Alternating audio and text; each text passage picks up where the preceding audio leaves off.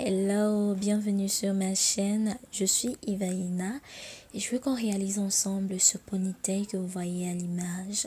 Alors, on commence tout de suite. Je commence bien évidemment par brosser correctement mes cheveux pour enlever tous les nœuds autant que possible en tout cas.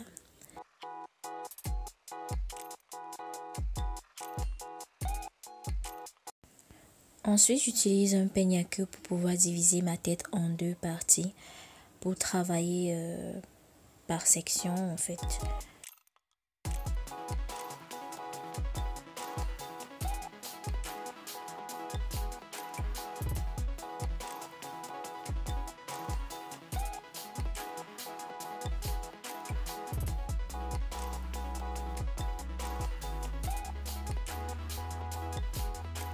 Voilà, une fois déjà sectionné, je commence par démêler toujours et toujours l'arrière dans la première partie que je voudrais plaquer.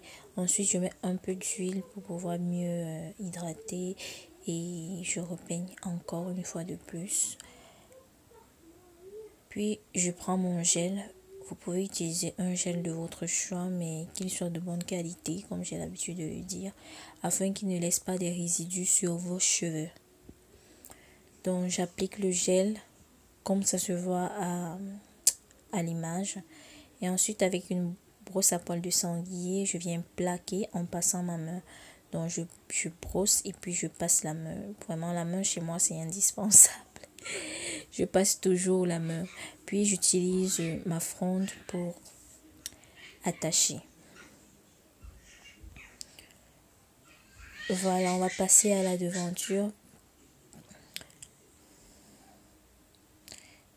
Je voulais faire un petit modèle sur la fente. Je voulais pas une fente toute droite. Donc j'ai fait une fente un peu zigzag, si je peux dire ça.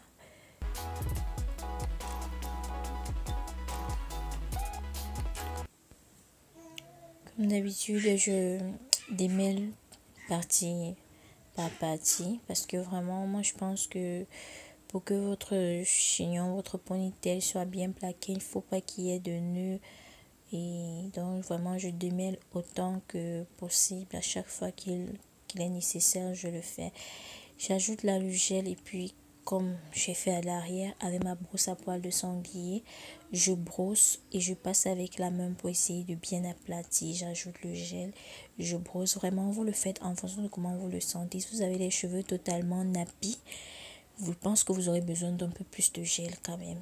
D'un peu plus de gel parce que moi j'ai les cheveux qui sont défrisés, mais comme vous voyez c'est comme si vraiment c'est toujours un peu dur.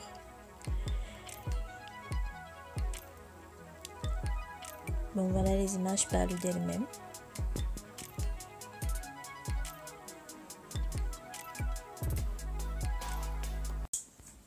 Je vous invite à rester jusqu'à la fin de la vidéo pour voir la méthode avec laquelle je vais introduire la mèche pour faire la tresse. Donc voilà, j'ai déjà plaqué un côté et je vais m'attaquer à l'autre côté.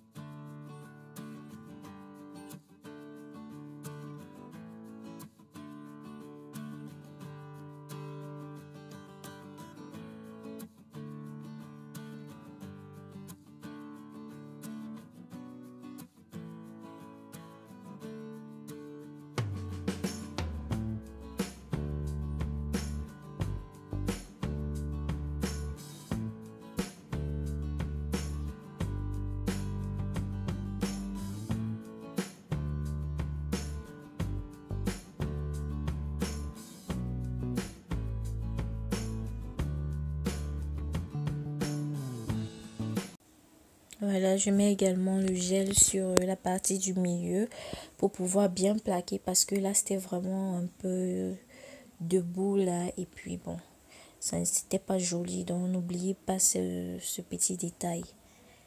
Puis je retire totalement la fronde et je réattache correctement la totalité de mes cheveux, l'entièreté de mon pompon en fait. Prochaine étape bien évidemment sont les baby hairs. Je pense que nous savons presque toutes faire des baby hairs en tout cas. essayer de faire juste quelques petites vagues à l'avant là pour que ce soit encore un peu plus joli. Voilà, c'est le but en fait.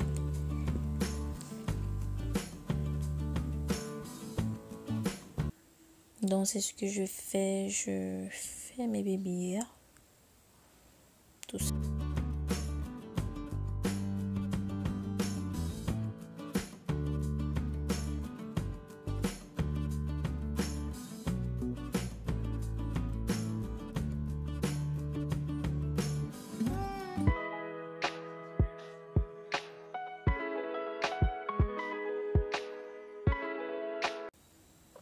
Par la suite, bien sûr, j'utilise mon foulard en satin pour bien plaquer mon chignon, pour parfaitement plaquer les cheveux. Je serre bien et puis je vais attendre juste quelques minutes et après je vais détacher et vous allez voir le résultat.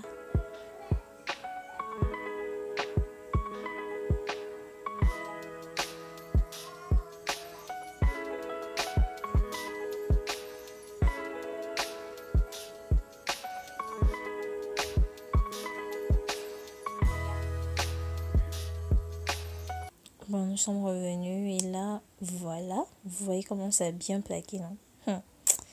Ah, très très bien plaqué ça, bien joli, hein? Ouf, j'adore. Là, j'utilise la fronde et voilà en fait la technique pour pouvoir correctement insérer la mèche.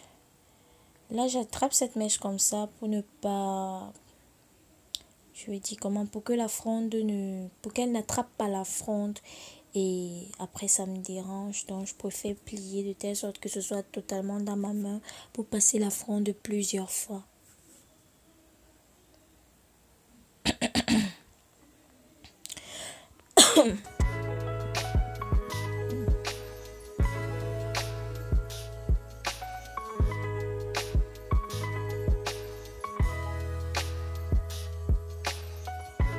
Non mais franchement j'ai regretté d'avoir passé du peigne hein, parce qu'après ça m'a un peu dérangé pour natter rapidement.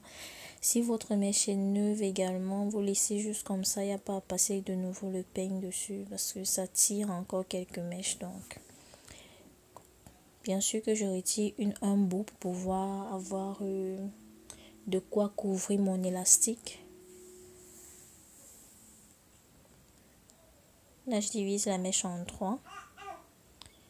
Et surtout, je me rassure que le bout de mon chignon, donc mes cheveux, rentre bien dans la mèche avant de commencer à natter.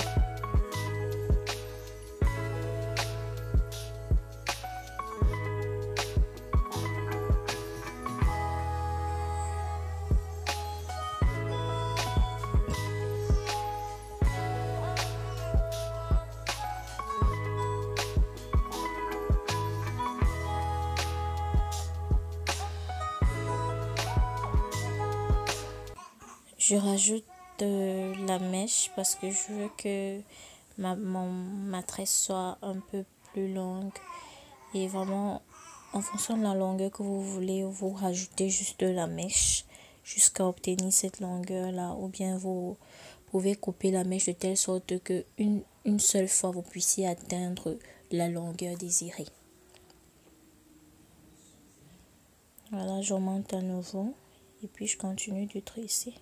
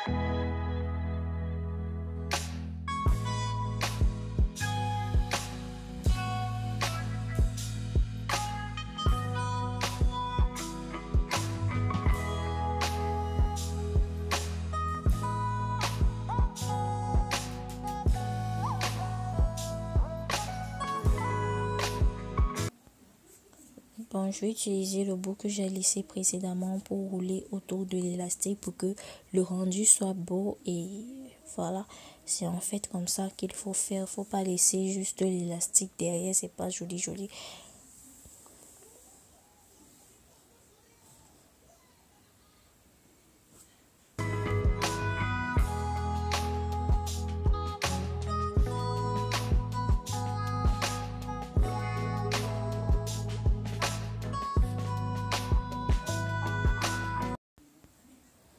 Maintenant, je mets quelques petites décorations parce que j'aime bien, mais vous pouvez laisser comme ça si vous préférez. Moi, j'ai voulu ajouter quelques petites décos là parce que ça me plaît.